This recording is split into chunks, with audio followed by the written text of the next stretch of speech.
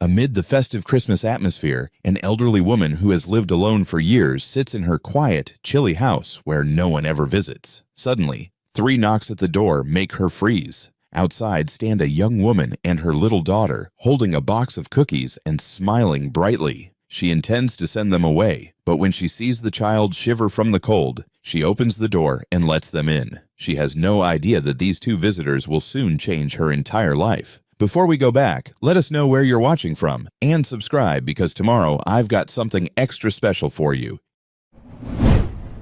Every house on Willow Creek Road glowed warm on Christmas Eve, every single one, except the last. Eleanor Walker sat motionless in her armchair, a statue carved from loneliness and regret. The only light in her living room came from the dying embers in the old stone fireplace, casting shadows that danced across walls that hadn't heard laughter in 15 years. Outside, the town of Maple Ridge, Maine, celebrated. Church bells rang from St. Michael's on the hill, their clear notes carrying through the cold December air. Children's voices rose in excitement, shrieking, laughing, calling to each other as they built snowmen and threw snowballs under the glow of streetlights wrapped in garland. The smell of cinnamon rolls and fresh-baked pies drifted from neighboring houses, mixing with the sharp scent of pine from Christmas trees visible through lit windows. Inside Eleanor's house, there was only silence. She was 74 years old, white-haired, thin as a winter branch. Her skin had that papery quality that came with age, her hands spotted and veined. Those hands shook slightly as she lifted a teacup to her lips, a tremor that had started a few years back and gotten worse with each passing season. The tea had gone cold an hour ago,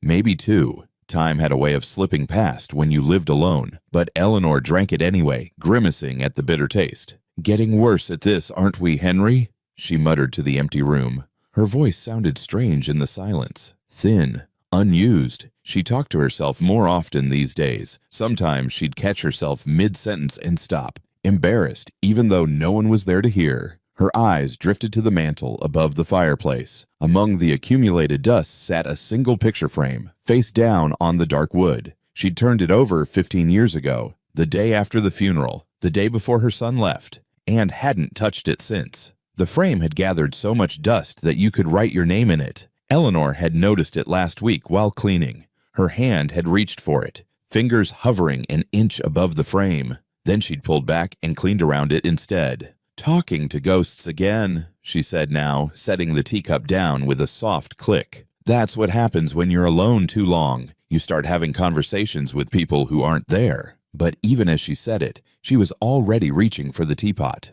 pouring a second cup, setting it on the other side of the small table, in the spot where someone else might sit. She stared at the second cup for a long moment. Then, almost violently, she pushed it away with 2 fingers, sliding it to the far edge of the table. "Ridiculous," she whispered. The grandfather clock in the corner ticked, each second distinct, echoing in the empty house. Tick, tick, tick, like a heartbeat that wouldn't stop, measuring out a life she'd stopped living years ago. The fire crackled, a log splitting and sending up a small shower of sparks. Eleanor watched them die against the blackened bricks of the fireplace. Outside, she could hear the carolers now. They came every year, a group from the church moving from house to house down Willow Creek Road. Their voices grew louder as they approached, harmony rising and falling in the night air. "Joy to the world, the Lord is come."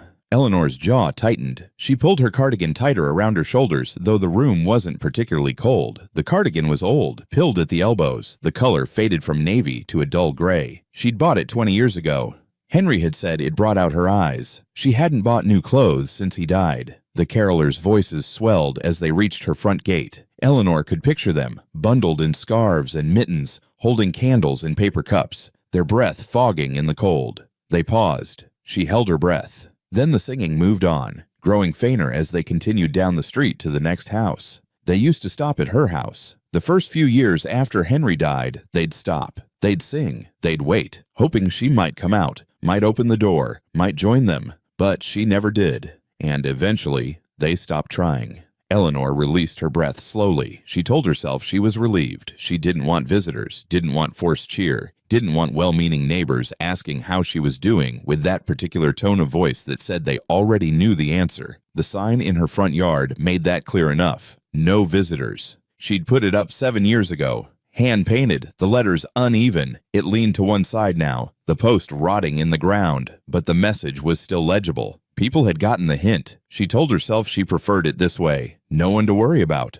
No one to disappoint. No one to lose. No one to hurt. But on nights like this, when the whole world seemed wrapped in warmth and light, when every window glowed yellow and families gathered around tables laden with food, when laughter spilled out into the street and children squealed with delight over gifts, the silence in her house felt less like peace and more like punishment. Eleanor set down her teacup. Her hand trembled more than usual, and she clasped both hands together in her lap to stop the shaking. The knuckles were swollen with arthritis, the joints aching in the cold. "One more Christmas," she whispered to the empty room.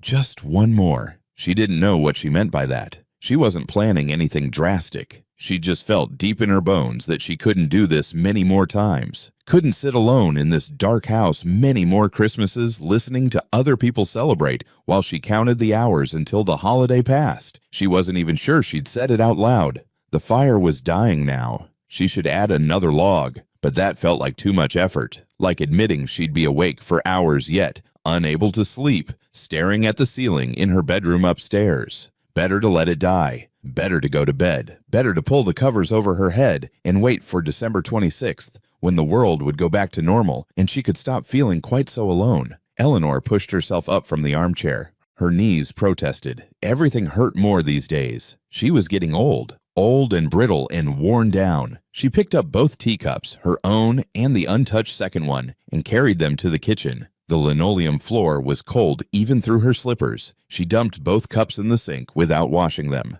That could wait until morning. She turned off the kitchen light and made her way back to the living room. She'd bank the fire, check the locks, turn off the lights, go upstairs. Another Christmas Eve survived. She was reaching for the fireplace poker when she heard it. 3 knocks, soft but distinct, deliberate. Eleanor froze, her hand suspended in midair. The sound had come from the front door. She turned slowly, staring at the dark wood as if it had betrayed her. Must be the wind, she thought, or a branch from the oak tree scraping the porch. But there were no branches close enough to reach the door. She'd had them all trimmed back years ago, after one had broken a window during a storm. The knocking came again. 3 taps, louder this time, more insistent. Eleanor's heart began to beat faster, a quick flutter in her chest that made her dizzy. Her hand went to her throat.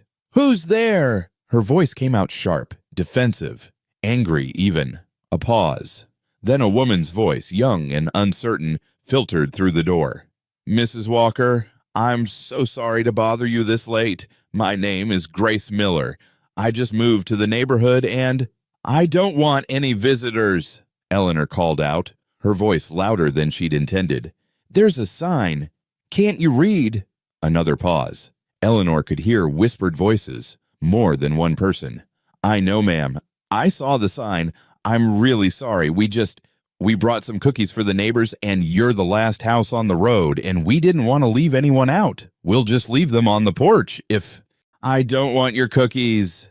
But even as Eleanor said it, even as the words came out harsh and unwelcoming, she found herself moving toward the door. Not to open it, just to see, just to look at whoever was standing on her porch at 9 o'clock on Christmas Eve, trying to give her something she didn't deserve. She reached the door and pressed her palm flat against the wood. It was cold. On the other side, she could hear the shuffle of feet, the murmur of voices, a child's voice, high and clear. "Maybe she didn't hear us, Mama." Eleanor's breath caught. A child. They'd brought a child out in this weather, in the cold, in the dark, to knock on a stranger's door, to knock on her door, where the sign clearly said no visitors, where the lights were always off, where everyone in Maple Ridge knew the old widow didn't want company. What kind of mother brought a child? Eleanor unlocked the deadbolt with shaking fingers. She turned the doorknob. She opened the door, but only a crack, just enough to see out. Snow swirled in the yellow circle of the porch light, a light she rarely turned on, but which had switched on automatically with the outdoor timer she'd never bothered to disconnect. A young black woman stood on the porch steps, maybe 32 years old, wearing a thin jacket that was clearly not warm enough for a Maine winter. Her hair was pulled back in a simple ponytail, and her smile was nervous, apologetic. Beside her, clutching the woman's hand, was a little girl, 7 years old, maybe 8. She wore a pink winter coat and matching mittens, but her coat was unzipped and her hat was askew. She held a red tin box in both hands, the kind you could buy at the dollar store, decorated with a gold ribbon. The girl looked up at Eleanor with wide eyes. Her breath came out in small white puffs.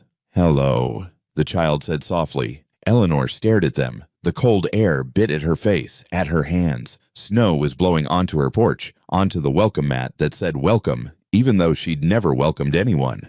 "I'm Grace Miller," the woman said again, speaking quickly like she was afraid Eleanor would slam the door any second. "We just moved into the brick house with the green door at the start of the road. The Robinsons' old place? This is my daughter, Lily. We've been bringing cookies to all the neighbors tonight, trying to introduce ourselves and, well, you're the last house. We didn't want to skip anyone." Eleanor opened her mouth. She wanted to say, "Go away." She wanted to say, "I don't need your pity." She wanted to close the door and pretend this never happened, but Lily shivered, just a small tremor that ran through her thin shoulders. Her mittened hands gripped the tin box tighter, and her lips, Eleanor noticed, were pale from the cold. "It's 9 o'clock at night," Eleanor heard herself say. Her voice was harsh, accusing. "You shouldn't have a child out in this weather. It's freezing. It's dangerous." Grace's smile faltered. "I know. I work late shifts at the hospital. This was the only time we could do it, and I wanted Lily to—" She paused, then tried again. "I wanted her to see what it's like to give something to people, to be part of a community. I'm sorry, we'll go. We'll just leave the cookies." "You'll freeze before you get back home," Eleanor snapped. Grace blinked. "We'll be fine. It's not that far. Get inside." "What?" "I said get inside." Eleanor stepped back, opening the door wider. "Before that child catches pneumonia. Come in, just for a minute. Warm up before you walk back." Grace stared at her, clearly shocked. "We don't want to impose." "You're already here, aren't you?" Eleanor gestured impatiently. "You already knocked. You already woke me up. You might as well come in before you both turn into icicles on my porch." Grace looked down at Lily, who was watching Eleanor with intense curiosity. The girl didn't look scared. She looked interested. "Okay," Grace said slowly. "Just for a minute. Lily, honey, wipe your feet." They stepped inside. Eleanor closed the door behind them, shutting out the cold and the snow and the sounds of distant Christmas celebrations. The house seemed to contract around the three of them, two strangers and a woman who'd forgotten how to have guests. Grace and Lily stood just inside the doorway, uncertain. They were dripping melted snow onto Eleanor's hardwood floor, leaving wet footprints on wood that had been polished to a shine through sheer boredom and too much time alone. Eleanor looked at the puddles forming around their boots and felt a flash of irritation. Then she looked at Lily's pink coat, soaked dark at the shoulders where snow had accumulated, and the irritation faded into something else, something uncomfortably like guilt. "Take off your coats," Eleanor said abruptly, "and your boots. You're tracking snow everywhere." "Oh, we're not staying," Grace began. "I know, but you're not walking back out there for at least 10 minutes. Take them off." There was something in Eleanor's tone, not kindness exactly, but a kind of gruff authority that made Grace obey. She helped Lily out of her pink coat,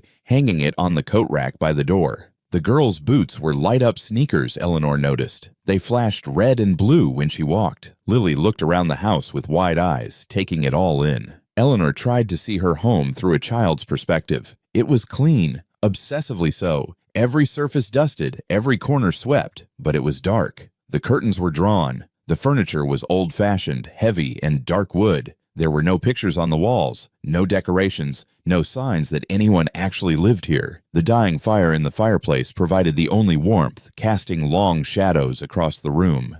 "Your house is so quiet," Lily whispered, her voice small in the silence. "Like even the snow is listening." Eleanor turned sharply to look at the girl. That was an odd thing for a 7-year-old to say, almost poetic. "It's quiet because I live alone," Eleanor said flatly. "And I like it that way." Lily nodded seriously, as if Eleanor had said something profound. "Sometimes quiet is good. Mama says I'm too loud sometimes." Despite herself, Eleanor felt the corner of her mouth twitch, almost a smile. She crushed it immediately. "Sit," she said, gesturing to the sofa near the fireplace. "I'll make tea." "Oh, you really don't have to." Grace started again. I'm making it. Eleanor turned and walked to the kitchen before Grace could protest further. Once there, hidden from view, she pressed both palms flat on the counter and took a deep breath. "What are you doing?" she asked herself. "Why did you let them in?" But she already knew the answer. She'd seen Lily shivering. She'd heard the child's voice, and some part of her, some part she'd thought was dead 15 years ago, couldn't send a little girl back out into the cold. She filled the kettle with trembling hands, set it on the stove, turned on the burner. How long had it been since she'd made tea for someone else? Since she'd had a guest in this house? Dr. Morrison had stopped by about 6 months ago, the town's elderly doctor doing welfare checks on his older patients. She'd answered the door, but hadn't let him in. Before that, nothing. No one. Eleanor found cups in the cabinet. They were mismatched, one with a chip in the rim, one with a faded floral pattern, one plain white. She'd broken her good tea set years ago, thrown it against the wall in a fit of rage and grief the week after Daniel left. She'd cleaned up the pieces, swept them into the trash, and never replaced them. What was the point of a tea set when you lived alone? She heard voices from the living room, Grace talking to Lily in low tones, the child's higher voice responding. Eleanor strained to hear what they were saying, then felt foolish for caring. The kettle whistled. Eleanor poured hot water over tea bags, regular black tea, nothing fancy, and carried the cups out on a tray. When she entered the living room, she found Grace and Lily sitting side by side on the sofa. They'd clearly been whispering, but stopped when Eleanor appeared. Eleanor set the tray on the coffee table, a heavy oak piece that Henry had built with his own hands 40 years ago. She'd kept it polished all these years, though she couldn't have said why. "Sugar?" she asked, her voice coming out more brusque than intended. "Just plain is fine," Grace said softly. "Thank you." Eleanor poured, her hands still shaking. A little tea sloshed onto the tray. She cursed under her breath. "I'm sorry," Grace said quickly. "We really didn't mean to intrude." "Stop apologizing." Eleanor handed her a cup. "You're here. Drink your tea." She turned to Lily, holding out the plain white cup. "You drink tea?" "Yes, ma'am. Mama lets me have it sometimes." "It's hot. Don't burn yourself."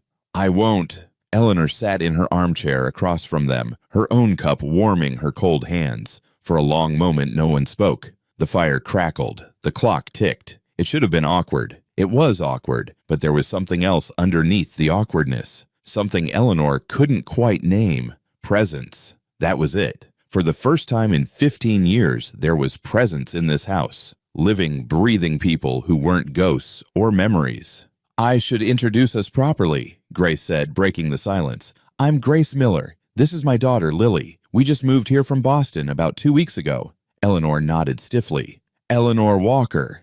"It's nice to meet you, Mrs. Walker." "Why Maple Ridge?" The question came out before Eleanor could stop it. "Why leave Boston for a little town in Maine?" Grace smiled, but it was a sad smile. "I wanted Lily to grow up somewhere quieter, safer, somewhere with—" She paused, choosing her words carefully. "Somewhere with neighbors who know each other. Community. Boston was— it was too much, too busy, too impersonal." Eleanor studied her. There was more to the story. She could hear it in the pauses, in the careful word choice. But she didn't pry. "What do you do?" she asked instead. "I'm a nurse. Emergency room at Maple Ridge General Hospital. I work late shifts mostly, 3 to midnight. That's why we're out so late tonight. I just got off work." "And you brought your daughter with you?" Grace's cheeks colored slightly. "I know it's not ideal, but I wanted—" She stopped, started again. "Tonight's Christmas Eve. I wanted to do something special with her, even if it was just bringing cookies to neighbors. I wanted her to see what it looks like to give, to be part of something." Eleanor looked at Lily. The girl was holding her teacup carefully in both small hands, looking around the room with those curious eyes. "Don't you have a Christmas tree, Mrs. Walker?" Lily asked suddenly. The question hung in the air. "No," Eleanor said shortly. "Why not?" "Lily," Grace said gently. "It's okay. Not everyone celebrates the same way." But Lily was still looking at Eleanor, waiting for an answer. "I don't need a tree," Eleanor said. Her voice came out harder than she meant it to. "I don't need decorations. There's no one here to see them anyway." "But you're here," Lily said simply. Eleanor blinked. The child's logic was so straightforward, it was disarming. "I don't celebrate Christmas anymore," Eleanor said finally. "Haven't in years." Because you're alone? Lily asked. Lily, Grace said, horrified. That's not polite. It's fine. Eleanor waved a hand dismissively. She looked at Lily, really looked at her. The girl wasn't being cruel. She was just curious, direct in the way only children could be. Yes, Eleanor said, because I'm alone. Lily nodded, processing this. Then she said, we're alone too. It's just me and Mama, but we still do Christmas stuff. Lily, Grace said softly, that's different. Why? Because there's two of us? Lily looked at her mother, then at Eleanor. You don't have to be a lot of people to celebrate. You just have to want to. Eleanor felt something twist in her chest, a sharp pain like touching a bruise. She set down her teacup, changed the subject. You said you brought cookies. Grace seemed relieved at the shift in conversation. She reached for the red tin that Lily had set on the coffee table. We did. They're just sugar cookies. Nothing fancy. Lily decorated them. I used lots of frosting, Lily announced proudly. Mama said I used too much, but I think cookies can't have too much frosting. Grace opened the tin. Inside were cookies in various shapes, stars, trees, bells, all covered in thick layers of colorful frosting and sprinkles. I made the star ones, Lily said, pointing. See, the green star is for you, Mrs. Walker. Green because, I don't know, I just thought you might like green. Eleanor looked at the green star. The frosting was lumpy and uneven. Sprinkles were piled on so thick they were falling off. It was the most beautiful cookie she'd ever seen. Thank you, she said quietly. That's very kind. Lily beamed. They sat in silence for another moment, drinking their tea. Eleanor couldn't remember the last time she'd had a conversation that lasted this long. Grace was looking around the room now, her eyes taking in the details. Eleanor saw her notice the cleanliness, the lack of photographs, the way everything seemed frozen in time. And then Grace's gaze landed on something across the room. Her expression shifted, softened. Eleanor followed her gaze and felt her stomach drop. Grace was looking at the potted plant on the windowsill. It was a fake plant, a cheap plastic thing Eleanor had bought decades ago to fill empty space. It sat in a small ceramic pot on the sill, gathering dust. The leaves were faded, some of them bent at unnatural angles. It was sad, neglected, just like everything else in this house. But before Eleanor could say anything, Lily had slipped off the sofa and was walking toward it. Lily, honey, come sit down, Grace said. But Lily wasn't listening. She was standing in front of the plant, studying it with that intense focus children sometimes have. What are you doing? Eleanor asked, her voice sharper than intended. Lily didn't answer. Instead, she reached up and touched one of the plastic leaves. Then she did something that made Eleanor's breath catch. The girl reached up to her head and untied the pink ribbon from her braid. Her dark hair fell loose around her shoulders. Carefully, deliberately, she tied the ribbon around one of the stems of the plant, making a little bow. There, Lily said, stepping back. Now your house has something happy in it. Eleanor stared at the pink ribbon. It was cheap, the kind you could buy 10 for $1 at any store. The color was bright, almost garish against the dull plastic green of the plant. In the dim, colorless room, it stood out like a flame. Grace stood quickly. Lily, you didn't have to do that. That's your favorite ribbon. I wanted to, Lily said simply. Mrs. Walker needs it more than I do. Eleanor tried to speak, couldn't. Her throat had closed up. She wanted to tell the girl to take it back, to untie it, to leave things the way they were, but no words came out. Grace looked at Eleanor, uncertain. I'm sorry. If you don't want it there, I can... It's fine, Eleanor managed. Her voice sounded strange, tight. Leave it. Lily smiled, a bright, genuine smile that lit up her whole face. Eleanor turned away, pretending to tend the fire. She didn't want them to see her face, didn't want them to see whatever expression she was wearing, because something inside her had just cracked, just a little, like ice beginning to thaw.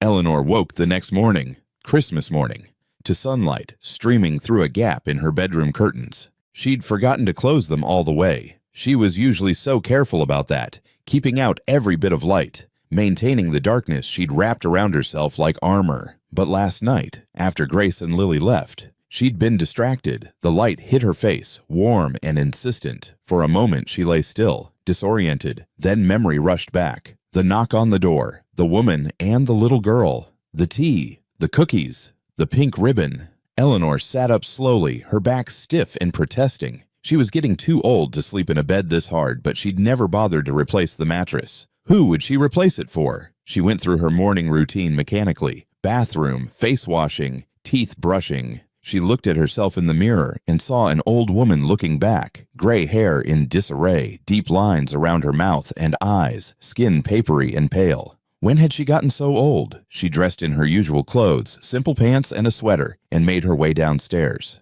The house was silent, as always, but the silence felt different today. Less comfortable, more empty. Eleanor made coffee, ate a piece of toast standing at the kitchen counter, washed her single plate and cup. Then she found herself drifting toward the living room. The fire had gone out completely overnight. She'd need to clean it out, lay new kindling. But that wasn't what drew her. Sunlight was streaming through the window now, cutting through the gap in the curtains. It illuminated the fake plant on the sill, and the pink ribbon tied around its stem. Eleanor stood there looking at it. In the daylight, it looked even more out of place, a bright splash of color in her monochrome house. She reached for it. Her fingers touched the smooth fabric. Just untie it, she thought. Put things back the way they were. But her hand hovered there, not pulling, not untying. Finally, she let her hand drop. Ridiculous, she muttered. It's just a ribbon. But she left it there. The day stretched out ahead of her, long and empty the way all her days were.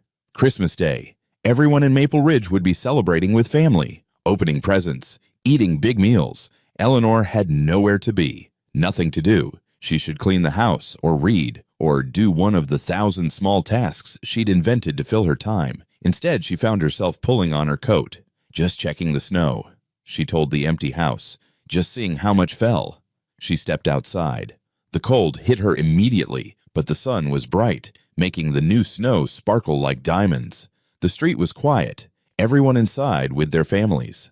Eleanor started walking, not toward town, toward the other end of Willow Creek Road, toward the brick house with the green door. She told herself she was just taking a walk, getting some air. The doctor had said she should move more, get more exercise. This had nothing to do with Grace and Lily. Nothing at all. But when she reached the brick house, she slowed, stopped at the gate. Through the front window, she could see a Christmas tree, its lights blinking. She could hear voices inside, laughter. Eleanor stood there, her breath fogging in the cold air, feeling foolish. "What are you doing?" she asked herself. "Why are you here?" She was about to turn and leave when the front door opened. Lily came running out, still in her pajamas, no coat.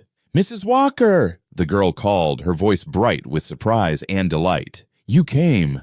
Eleanor froze. "I was just—" "Lily, get back inside before you freeze." Grace appeared in the doorway, then spotted Eleanor. Her face broke into a smile. "Mrs. Walker, hi."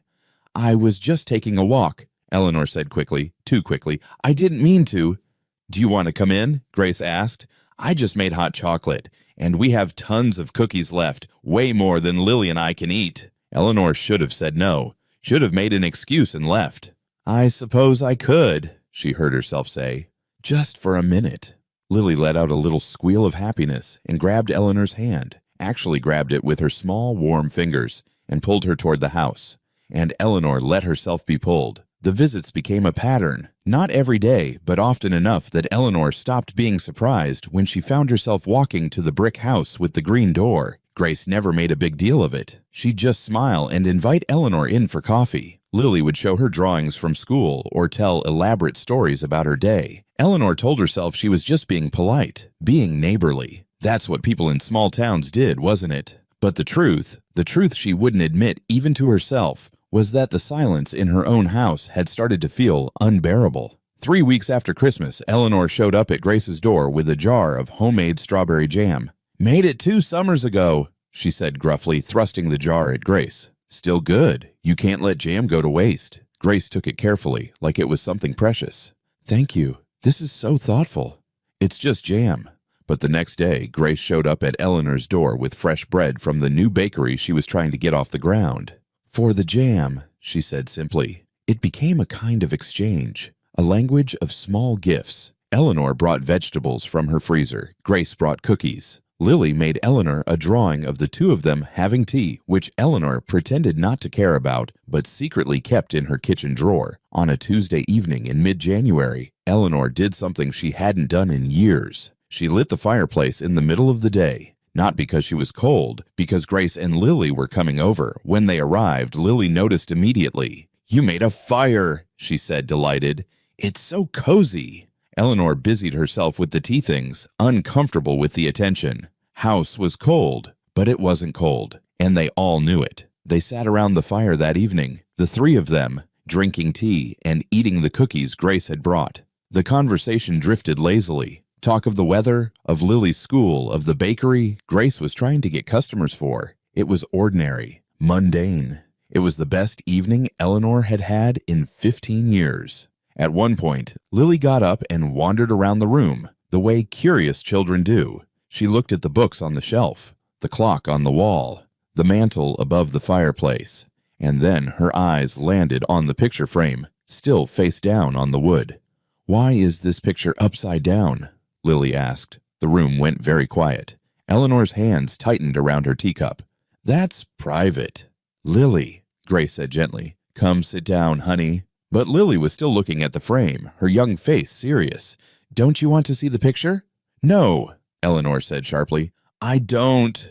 Lily nodded slowly, then came back to the sofa. But Eleanor could feel Grace watching her, could sense the question in her careful silence. After Lily had fallen asleep on the sofa, curled up with a blanket, Grace spoke quietly. "You don't have to tell me," she said, "but if you ever want to talk about it, I'm here." Eleanor looked at the sleeping child, at Grace's kind face, at the fire burning warm in the fireplace, and something inside her shifted. "My husband and son," she said quietly. Her voice was rough, unused to speaking about this. "That's who's in the picture." Grace waited, didn't push, just waited. "My husband Henry died 15 years ago," Eleanor continued. "Car accident. My son Daniel survived, but—" She paused, her throat tight. "He blamed me. He was probably right to.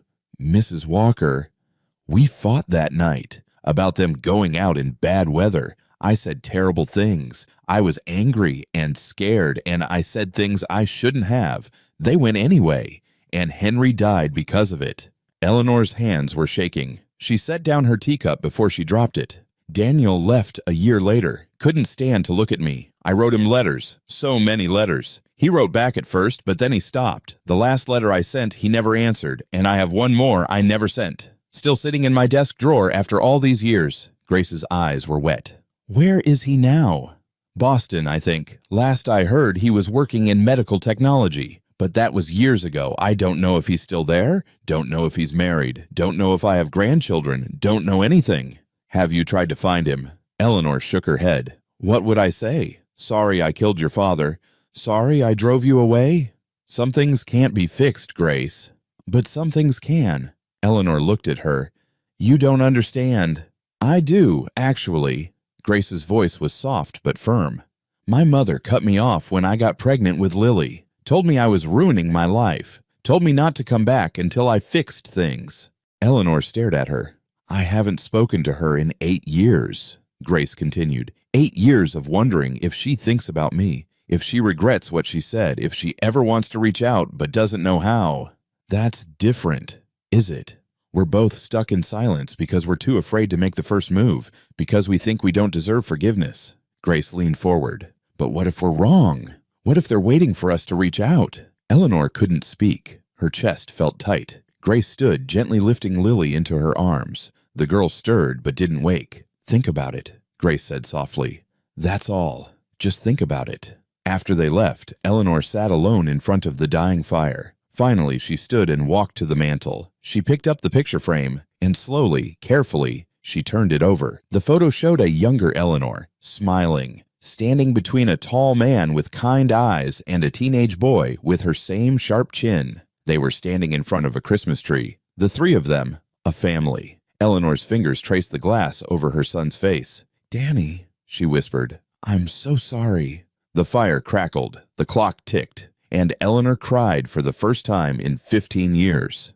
That night, after putting Lily to bed, Grace sat at her laptop in the small kitchen of their brick house. She couldn't stop thinking about Eleanor's face when she talked about Daniel, the raw grief, the guilt, the longing. Grace knew that look. She saw it in her own mirror sometimes when she let herself think about her mother. She opened a new browser tab and hesitated. This is none of your business, she told herself. Eleanor didn't ask for help. But Grace also knew something Eleanor didn't seem to. Sometimes the person who needed to make the first move was the one who couldn't. Sometimes you needed someone on the outside to knock on the door. She typed Daniel Walker, Boston Medical Technology. The results populated immediately. The first hit was a company website, Northbridge Health Systems. CEO, Daniel Walker. Grace clicked on his bio. A professional photo appeared. A man in his late 30s, dark hair just beginning to gray at the temples, serious eyes, a slight smile. He looked like Eleanor, same sharp chin, same intelligent eyes. The bio said he was originally from Maine, from Maple Ridge. It was him. Grace scrolled down, found a contact button, clicked it. A form appeared for media inquiries and business development. Not good enough. She kept searching, found his company's annual report, scanned the leadership team section. There, a direct email address, probably for investor relations, but still accessible. Grace opened a new email and stared at the blank screen. What was she doing? This was crazy. She'd known Eleanor for less than a month. This was deeply personal, private. But she thought about Lily sleeping in the next room, about how Grace would feel if 8 years turned into 15, into 20, into the rest of her life. She thought about Eleanor sitting alone in that dark house every Christmas. She started typing. Subject: a message about your mother. Dear Mr. Walker, my name is Grace Miller. You don't know me. I'm a neighbor of your mother's in Maple Ridge. I don't know if this is appropriate, and I apologize if I'm overstepping, but I felt like you should know some things. Your mother still lives in the house on Willow Creek Road. She's alone. She's been alone for 15 years. She talks about you. Not often and not easily, but she does. She told me about the accident, about the fight, about the letters she sent that you stopped answering. She told me about one more letter, one she never sent, one that's been sitting in her desk drawer for years because she doesn't think she has the right to send it. I'm not writing to make you feel guilty. I don't know what happened between you. I don't know your side of the story. And I'm not trying to interfere in something that's not my business. But I am a single mother who hasn't spoken to her own mother in 8 years. And I know what regret looks like. I see it in your mother's face every day. I just thought you should know that she's still there, that she still thinks about you, that she has things she wants to say but doesn't think she deserves to say them. You can choose what to do with this information, or you can choose to do nothing. That's completely your right. But you should know you have the choice. Sincerely, Grace Miller. She read it over 3 times, deleted whole paragraphs,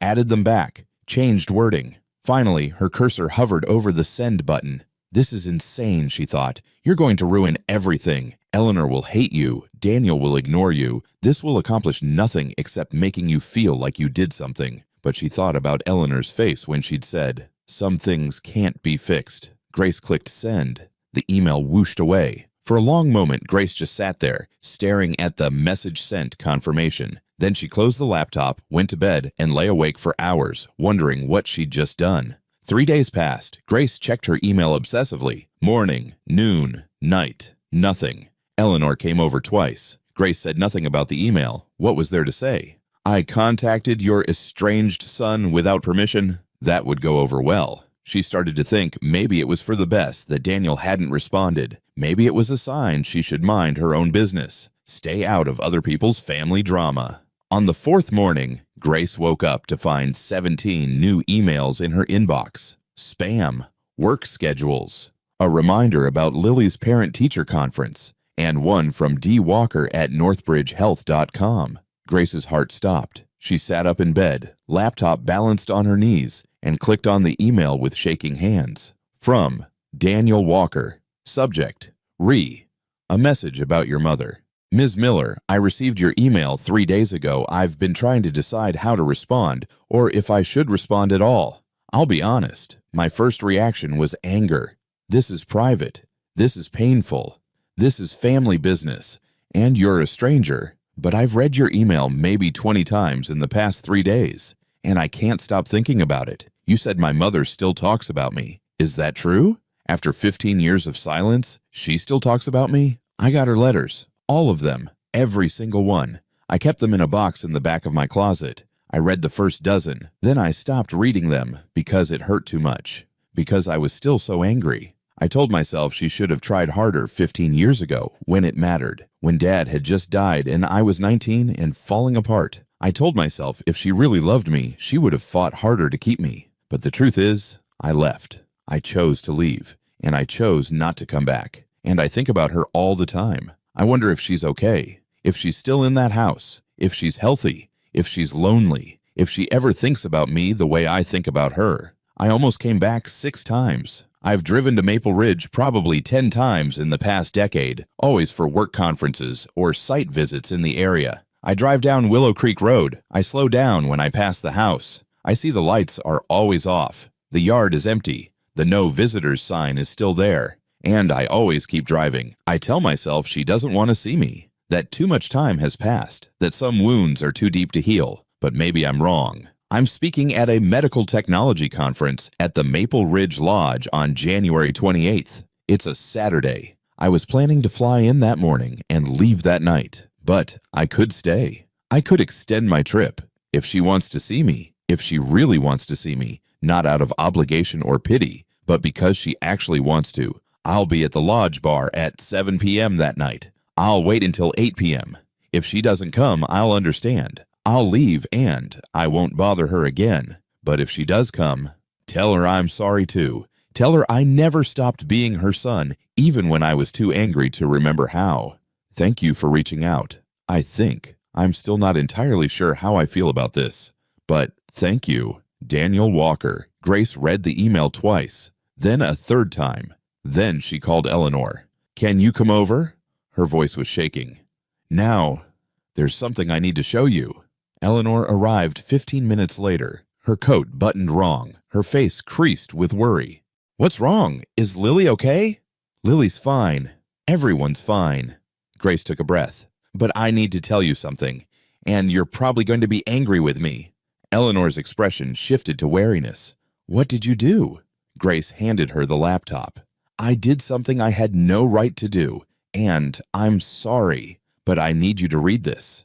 Eleanor stared at the screen. As her eyes scanned the email, Grace watched her face change. Confusion, shock, anger, and then something else. Something that looked like hope mixed with terror. You contacted my son? Eleanor's voice was very quiet, dangerous. Yes.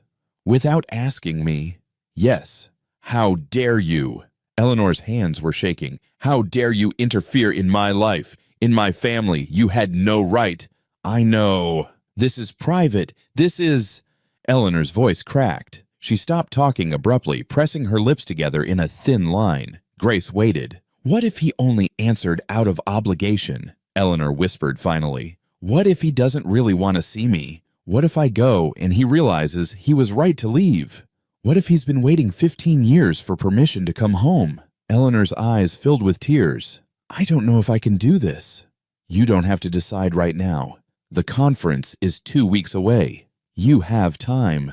2 weeks. Eleanor laughed. A harsh sound. 2 weeks to figure out how to face my son after 15 years. 2 weeks to figure out what to say to make up for... She stopped. Grace moved closer. You don't have to make up for anything. You just have to show up. What if I can't? Then he'll leave, and you'll go back to your quiet house, and nothing will change. Grace paused. But what if you can? Eleanor sank into a chair, still holding the laptop. She read the email again, and again. He kept my letters, she said softly. He kept them in a box. He did. He drives by the house. He does. He said... Eleanor's voice broke. He said he never stopped being my son. Grace knelt beside the chair and took Eleanor's hand. So show him you never stopped being his mother. Eleanor cried then, deep, wrenching sobs that seemed to come from a place of grief she'd locked away for 15 years. Grace held her and let her cry. When the tears finally subsided, Eleanor looked up, her eyes red and swollen. I'm angry with you, she said. I know. You had no right. I know. But... Eleanor took a shaky breath. Thank you. Grace squeezed her hand. I don't know what to wear, Eleanor said suddenly. Is that stupid? After 15 years, I'm worried about what to wear. It's not stupid. I don't even know if I can walk into that bar. My legs might not work. Then I'll come with you. I'll drive you there. I'll sit in the parking lot if you need me to. Eleanor looked at her, really looked at her. Why are you doing this? Because someone needed to knock on the door, Grace said simply. And I happened to be here. The next 2 weeks were the longest of Eleanor's life. She changed her outfit 5 times a day, trying on clothes she hadn't worn in years. Nothing looking right. Everything made her look too old, too tired, too much like someone who'd given up on life. She cleaned her house obsessively, even though Daniel wasn't coming there. She polished floors that were already spotless. She reorganized cabinets. She scrubbed grout with a toothbrush. Grace came over every afternoon after her shift at the hospital. Sometimes she brought Lily. Sometimes she came alone. You don't have to have it all figured out, she kept saying. You just have to show up. What if I forget what to say? Eleanor asked for the 100th time. What if I just stand there like an idiot? Then you stand there like an idiot. He'll probably do the same thing. You'll both be idiots together. Despite herself, Eleanor smiled. Lily made Eleanor a card. It showed 2 stick figures holding hands under a Christmas tree. For when you see Danny, she'd written at the top in careful letters. Eleanor kept it in her coat pocket, touching it like a talisman whenever her courage faltered. The night before the meeting, Eleanor couldn't sleep. She paced her bedroom for hours, rehearsing what she'd say. Danny, I'm sorry. No, too simple. Danny, I never stopped thinking about you. Too dramatic. Danny, What? What could she possibly say that would make up for 15 years? At 3 in the morning, she gave up on sleep. She went downstairs and sat in her living room, staring at the pink ribbon still tied to the fake plant. This is stupid, she whispered to the empty room. I'm 74 years old. Too old to fix this. Too old to start over. But even as she said it, she knew she was going to try. Because Grace was right. Some things might not be fixable, but she'd never know unless she showed up. The next day arrived gray and cold. Eleanor put on her blue sweater. The one Daniel had always said brought out her eyes. She brushed her hair 3 times, put on lipstick, then wiped it off, then put it on again. Grace arrived at 6:30 to drive her. You look beautiful, Grace said. I look old. You look like his mother. That's all that matters. The drive to the Maple Ridge Lodge took 10 minutes. It felt like 10 years. When they pulled into the parking lot, Eleanor saw the building through the windshield and her chest tightened. I can't do this. Yes, you can. My hands won't stop shaking. That's okay. His probably won't either. Grace? He's been waiting 15 years, Eleanor. He can wait another minute while you catch your breath. Eleanor sat in the passenger seat, gripping her purse so tightly her knuckles turned white. Grace reached over and took her hand, squeezed it. You've got this, she said softly. Eleanor nodded. She didn't believe it, but she opened the car door anyway. The cold air hit her like a wall. She stood on shaking legs, looking at the lodge entrance. Do you want me to come in? Grace asked. Eleanor looked back at her, thought about saying yes, thought about having someone there to hold her up if she fell, but this was something she had to do alone. No, she said, this is mine. She turned and walked toward the entrance. Each step felt impossible. Her legs were lead, her chest was too tight to breathe, but she kept walking. She reached the door, put her hand on the handle, paused. He might not be there, she thought. He might have changed his mind. Only one way to find out. She pulled open the door. Warmth washed over her as she stepped inside. The lodge lobby was decorated for the holidays. Garland wrapped around banisters, a tree in the corner, the smell of pine and cinnamon. To her left, through an archway, was the bar. Eleanor's feet moved without her permission, carrying her toward it. The bar was quiet. A few people sat at tables, talking in low voices. Soft music played from hidden speakers. And there, sitting on a stool at the bar itself, his back to the door, was a man in a dark blue sweater. Sir. Eleanor's heart stopped. She knew that posture, those shoulders, the way he held his head. As if sensing her presence, the man turned. Their eyes met. He looked so much like Henry, the same dark eyes, the same strong jaw. But he had her nose, her mouth. He was older than the boy in the photograph upstairs. Gray touched his temples, lines creased his forehead, but he was her son. Mom, his voice cracked on the word. Danny.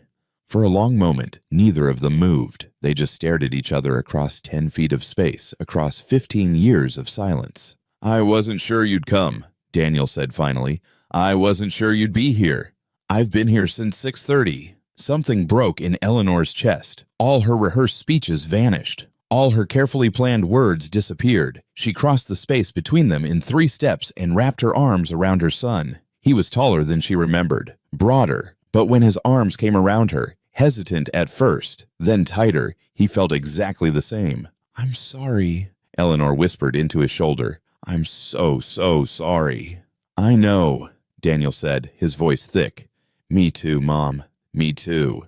They stood there for a long time, holding on while the world moved around them, and neither of them noticed. When they finally pulled apart, both had tears streaming down their faces. They sat at a corner table, away from other people. A waitress brought coffee. Neither of them touched it. "You look good," Eleanor said because she didn't know how to start. "You look the same," Daniel said, then softer. "That's not true. You look tired." "I am tired. I'm sorry. I should have come back sooner." "No." Eleanor shook her head. "I should have fought harder to keep you. I should have." "Mom." He reached across the table and took her hand. "Can I say something?" She nodded, not trusting her voice. "I've spent 15 years working in healthcare," he began. "I've seen hundreds of families torn apart by tragedy, by illness, by accidents. And you know what I've learned?" Eleanor waited. "Blame doesn't bring anyone back. It doesn't heal anything. It just keeps everyone frozen in place." He squeezed her hand. "Dad died because of ice and bad timing and bad luck, not because of you. But the fight was just a fight. Families fight. It doesn't mean—" His voice cracked. "It doesn't mean you killed him, Mom. And I'm sorry I ever made you think that." Eleanor couldn't speak. Tears were streaming down her face. "I read all your letters," Daniel continued. "I kept them in a box. I still have them. I read the first dozen when they came. Then I stopped because it hurt too much. But I never threw them away." "I have one more," Eleanor managed. "One I never sent." "Can I hear it now?" With shaking hands, Eleanor pulled the folded letter from her purse. The paper was yellowed, soft from being folded and unfolded countless times. She unfolded it carefully. "Dear Danny," she read aloud, her voice breaking. "I don't know if you'll ever read this. I don't even know if I'll ever send it, but I need to say it anyway." She paused, wiping her eyes. "I'm sorry I wasn't the mother you needed that night. I'm sorry I let fear and anger speak louder than love. I'm sorry I made you feel like you had to choose between staying with me and being loyal to your father's memory." Her hands trembled so badly she could barely hold the paper. "But most of all, I'm sorry I didn't tell you every single day that you were the best thing that ever happened to me. That watching you grow up was the greatest privilege of my life. That even now, sitting alone in this empty house, I set out 2 plates at dinner because some part of me still believes you might walk through that door." She couldn't continue. The words blurred on the page. Daniel's face was wet with tears. "I drove by the house," he said quietly, "more times than I can count. Every time I was in Maine for work. I'd drive down Willow Creek Road, slow down when I passed. See the lights were always off. See the no visitors sign. You did. Every time. And every time I told myself you'd moved on. That you didn't need me anymore. That I'd been gone too long. I never moved on. Neither did I." He took a shaky breath. "I'm sorry, Mom. I'm sorry I left. I'm sorry I stopped answering your letters. I'm sorry I let 15 years go by. We both let them go by." They sat in silence for a moment, holding hands across the table. 15 years of grief and guilt and longing hanging in the air between them. "I'm staying in town for a while," Daniel said finally. "A few weeks at least, maybe longer. I can work remotely." Eleanor looked up, hope flickering dangerously in her chest. "Really?" "Yeah." He smiled, a small, tentative smile that looked just like his father's. "I think it's time I came home." Daniel kept his word. He checked out of the Maple Ridge Lodge the next day and moved into a small rental house on Oak Street. He set up his laptop on the kitchen table and told his team he'd be working remotely for the foreseeable future. At first, the visits were awkward. Too much history, too many apologies, too much ground to cover. But slowly, so slowly, they found their way back to each other. Daniel came to Eleanor's house 3 times a week. They'd sit in the living room with the fire going, drinking tea, talking about small things, his work, her garden, the weather. They didn't rush. They both understood this would take time. Daniel fixed the broken gutter Eleanor had been meaning to repair for 3 years. Eleanor made him pot roast, exactly the way he'd loved it as a teenager. He ate 3 servings and took the leftovers home. And naturally, inevitably, Daniel met Grace and Lily. It happened on a Thursday afternoon. Eleanor had invited him over for lunch, forgetting that Grace and Lily usually stopped by around noon. When the knock came, Eleanor tensed. "That's Grace," she said. "My neighbor. She's the one who found me," Daniel finished. "I know. I'd like to meet her." Grace and Lily came in, faces bright from the cold. Lily was chattering about something that had happened at school. Then she spotted Daniel and stopped mid-sentence. "Oh," she said. "Hello." "Lily, this is Daniel," Eleanor said. "My son." Lily's eyes went wide. "You're the one from the picture." Daniel smiled. "I am." "Did you come back?" "I did." "Good." Lily nodded seriously. "Your mom missed you a lot." "I missed her too." Grace stepped forward, offering her hand. "Mr. Walker, I'm Grace Miller." "Daniel, please." He shook her hand. "And I owe you." "I don't even know what to say. Thank you doesn't seem like enough." "You don't need to thank me," Grace said. "I just knocked on a door. You and Eleanor did the rest. That door changed my life." They all sat down for lunch. The 4 of them crowded around Eleanor's small kitchen table. Lily dominated the conversation, asking Daniel 1,000 questions about Boston, about his work, about everything. When Lily asked what he did for a living, Daniel tried to explain remote patient care technology in terms a 7-year-old could understand. "So, you help sick people without being in the same room?" Lily asked. "Exactly." "That's cool. My mom's a nurse. She helps people too." "I know. Your mom told me." Over the next few weeks, the 4 of them fell into an easy rhythm. Daniel would stop by Grace's new bakery, Harbor Light Bakery, in the mornings for coffee. He'd end up staying for an hour helping Lily with her homework at one of the small tables while Grace worked. In the evenings, they'd often end up at Eleanor's house. They'd cook dinner together, something Eleanor hadn't done in years. They'd eat by the fire. They'd talk and laugh and slowly, piece by piece, become something like a family. One afternoon, Daniel was helping Grace move some heavy boxes in the bakery when he noticed a stack of past due notices on the counter. She tried to hide them, but he'd already seen. "Things tight?" he asked quietly when Lily was in the bathroom. Grace's cheeks flushed. "I'll figure it out. It's just taking longer than I expected to build a customer base. Maple Ridge is small, and there are already 2 other bakeries in town." "What if I told you my company does corporate catering contracts?" Daniel said. "We're always looking for local partners for conferences and events." Grace looked at him sharply. "I don't want charity, Daniel." "It's not charity. Your cookies are legitimately better than anything we've served at our last 5 conferences." He held up his hands. "I'm talking about a real business arrangement. You'd have to meet our standards, fill out paperwork, all of it. But if you're interested, I can send you the vendor application." Grace was quiet for a moment. "Why would you do that?" "Because you're a good baker. Because your business could use the help. And because—" He paused. "Because you gave me my mother back. So if I can help you keep your bakery open, I'm going to." Grace's eyes filled with tears. "Thank you." A week later, Harbor Light Bakery became an official vendor for Northbridge Health System's New England region. One evening in late February, Grace's phone rang while she was closing up the bakery. Unknown number. She almost didn't answer. Then something, instinct maybe, or fate, made her pick up. "Grace?" The voice was older, hesitant, achingly familiar. Grace's breath stopped. "Mom, I saw an article," Diane Miller said. Her voice was shaking. "In the Portland Press Herald, about a new bakery in Maple Ridge making waves, Harbor Light. It mentioned the owner was a single mother from Boston who'd relocated. It had your name." Grace sat down hard in one of the bakery chairs.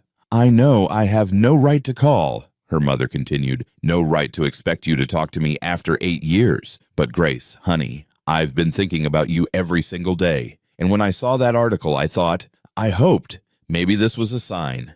Maybe I should finally try." Grace couldn't speak. Her throat had closed. "I was wrong," Diane said. Her voice broke. 8 years ago, I was so wrong. You weren't making a mistake.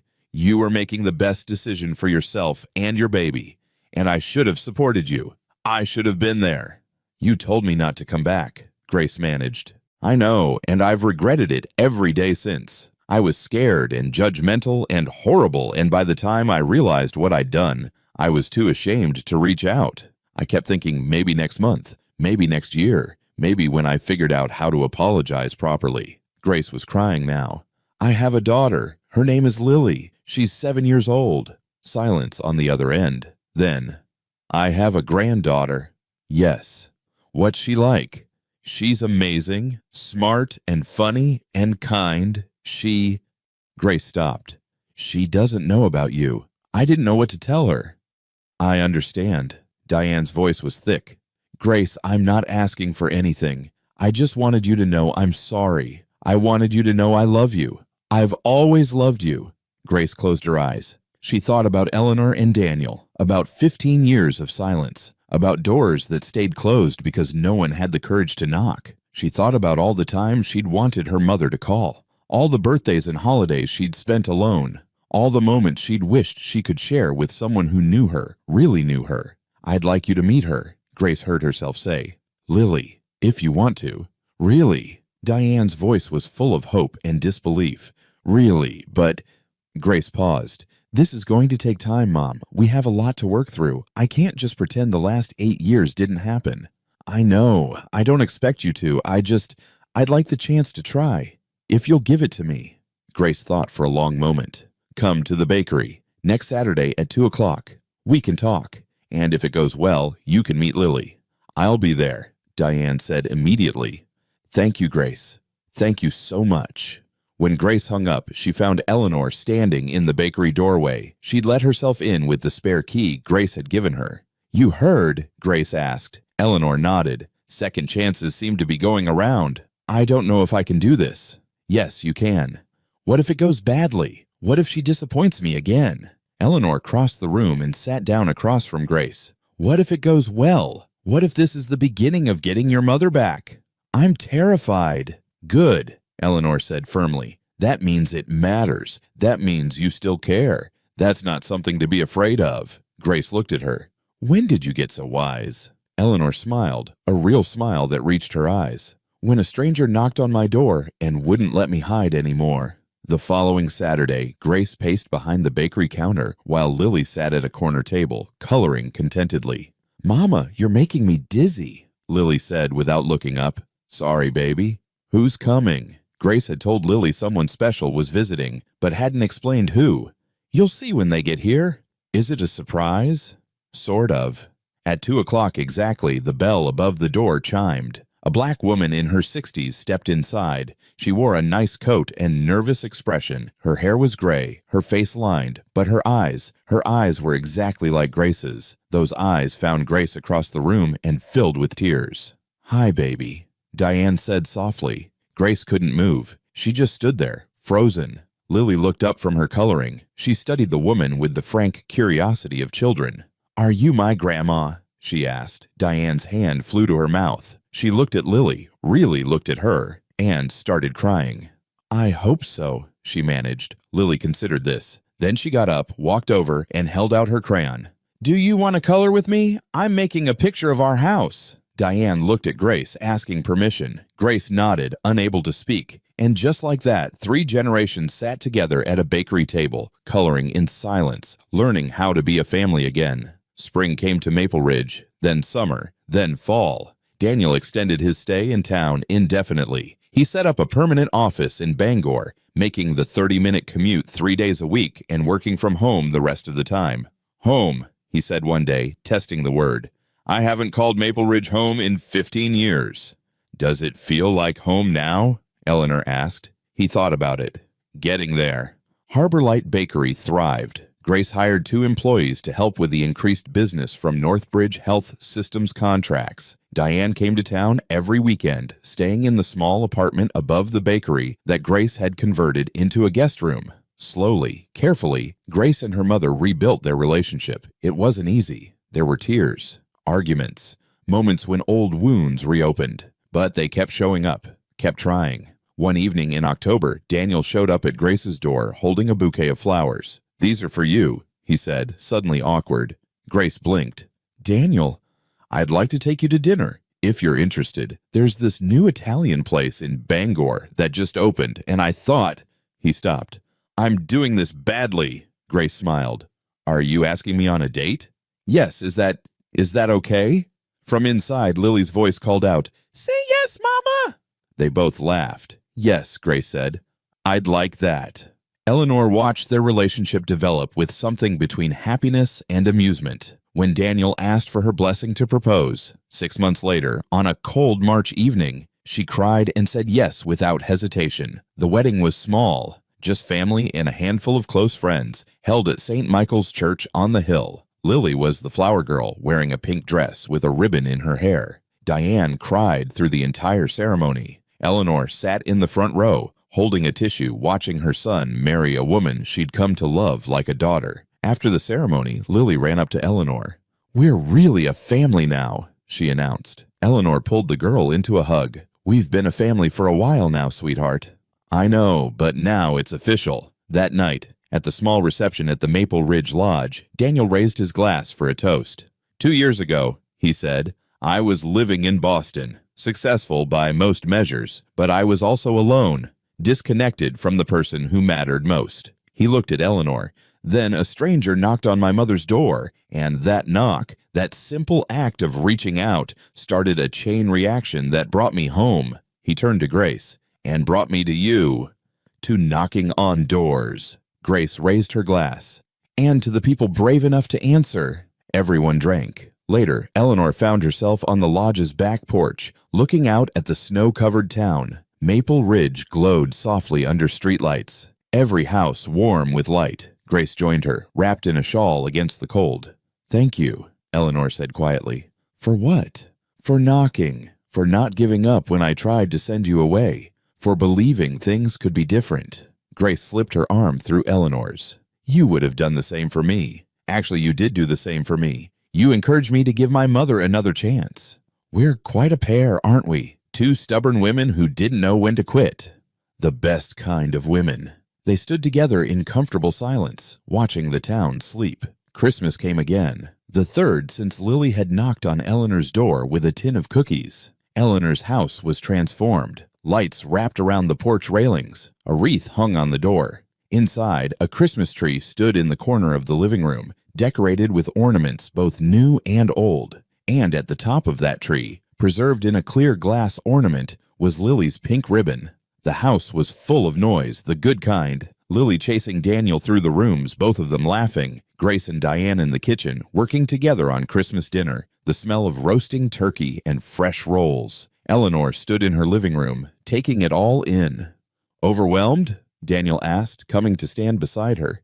In the best way. He put his arm around her shoulders. I'm glad I came home, Mom. Me too, Danny. Me too.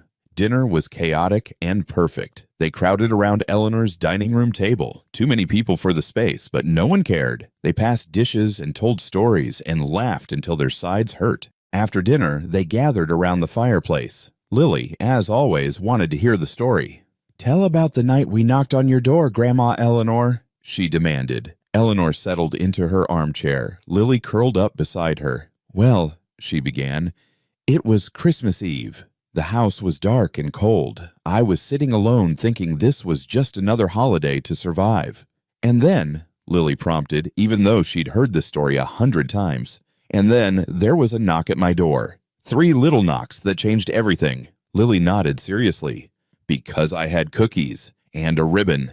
You did, and you saw a sad old lady in a dark house, and you decided to leave something bright behind. The pink ribbon. The pink ribbon, Eleanor agreed. She reached over and touched the glass ornament on the tree. You tied it to my plant and told me my house needed something happy. Did it work? Eleanor looked around the room, at Daniel sitting with his arm around Grace, at Diane smiling contentedly, at Lily, her eyes bright with love and mischief. Yes, sweetheart, it worked. Because now you're not alone anymore, Lily said. No, now I have a family. The best family, Lily declared. Later that night, after everyone had gone to bed in various rooms around the house, Eleanor stood alone in the living room. The fire had burned down to embers. The Christmas tree lights blinked softly. She walked to the tree and looked at the pink ribbon in its glass ornament. Thank you, she whispered.